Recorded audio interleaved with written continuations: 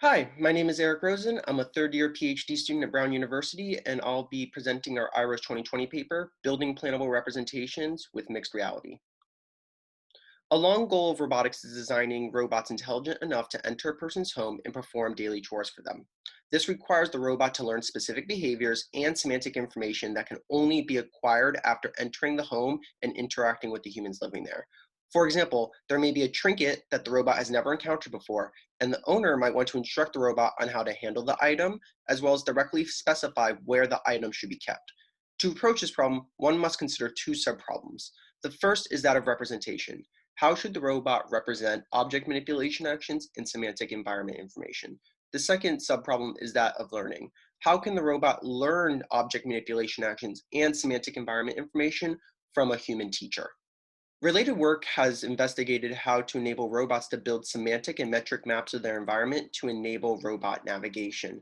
However, these works have not addressed the problem of how robots should learn and acquire and represent object manipulation actions. Works that do address how to enable robots to perform complex manipulation actions have successfully done complex tasks like opening doors. However, these works do not address the second question of how the robot should learn object manipulation actions and semantic environment information from a human teacher. Recently, mixed reality has been demonstrated to be a powerful visual interface for enabling human-robot interaction. Mixed reality allows users to wear head-mounted displays that directly visualize 3D information on top of the real environment. Mixed reality has been demonstrated to be useful for tasks such as intent communication, command specification, and navigation. While these works in mixed reality interfaces have demonstrated that they are capable of programming robots for navigation and pick and place manipulation, they have not addressed the first subproblem, how to use these interfaces to learn complex object manipulation actions or semantic environment information. Our contribution in this work is a system that enables humans to use mixed reality to teach robots both object manipulation actions and semantic information about objects in a global map.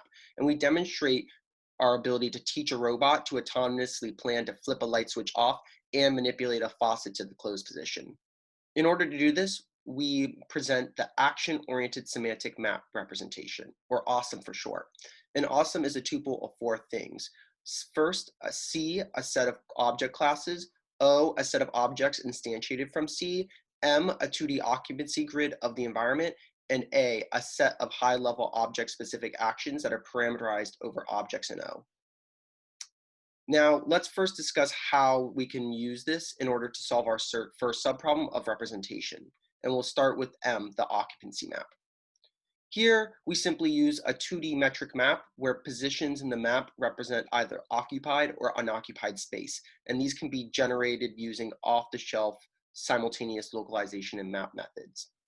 This is useful because it provides us an origin and a way to give the robot a metric pose within that map, and we can use off-the-shelf path planners in order to enable the robot to navigate to arbitrary points in the environment using algorithms like RRT star. Now let's discuss the object classes and the set of objects that are instantiated from them. Object class is defined similarly to the object-oriented Markov decision process, where we have a set of, each class has a set of attributes, has a global 2D pose, a local 6D frame, and a kinematic mesh model. Let's first talk about the global 2D pose. This is simply a pose within the metric map M that we defined earlier. Essentially, every single object has some localizable location within our metric map.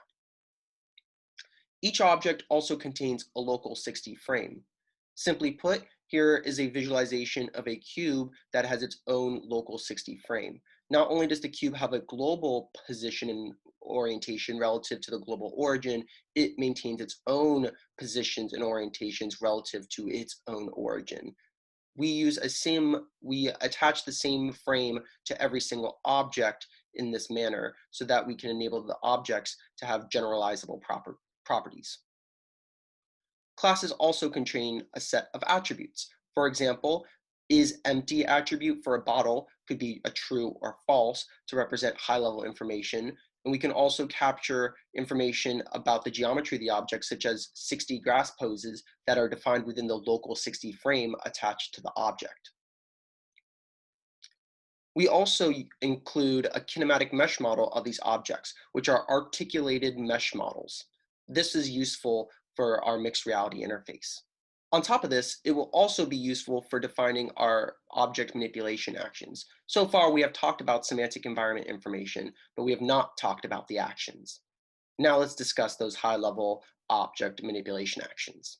We define our high-level manipulation actions similar to how it is defined in the options framework.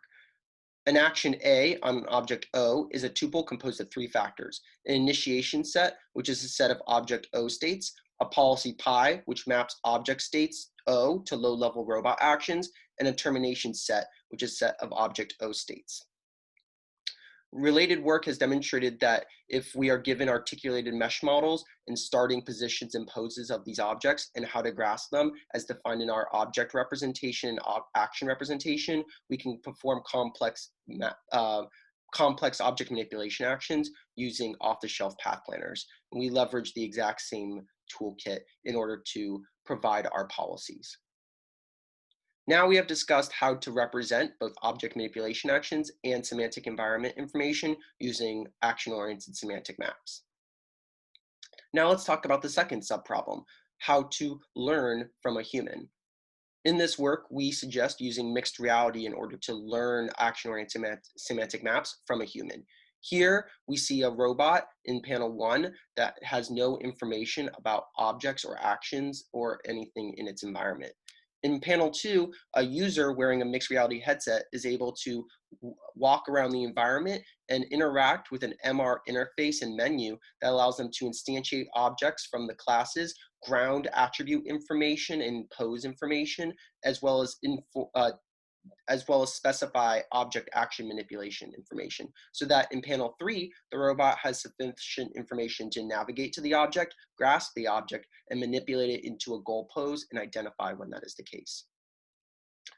Here we demonstrate what that looks like from the user's perspective, where they're labeling information about how to grasp a cup and throw it out into the trash. And here we see that the robot is able to successfully perform that task. We also demonstrate a user being able to do a complex task, such as teach a robot how to flip off a light switch. Now, when the robot fails to perform this task, it's able to identify this and ask for corrections from the human in order to recover from failure states. Here we show a user teaching a robot how to perform the complex task of closing a sink faucet.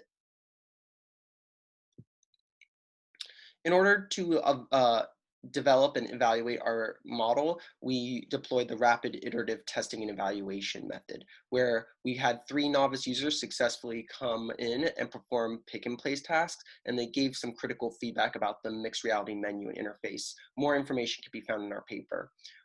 Also, the authors were successfully able to use our model to turn off the light switch and close sink faucets in our environment. And all these tasks were able to be completed in under 2 minutes, which is very nice. So finally, our contributions again are a system that enables humans to use mixed reality to teach robots both object manipulation actions and semantic information about objects in a global map. And we demonstrate our ability to teach a robot to autonomously plan to flip a light switch off and manipulate the sink faucet to the closed position. Thank you for listening, and thank you to my co-authors.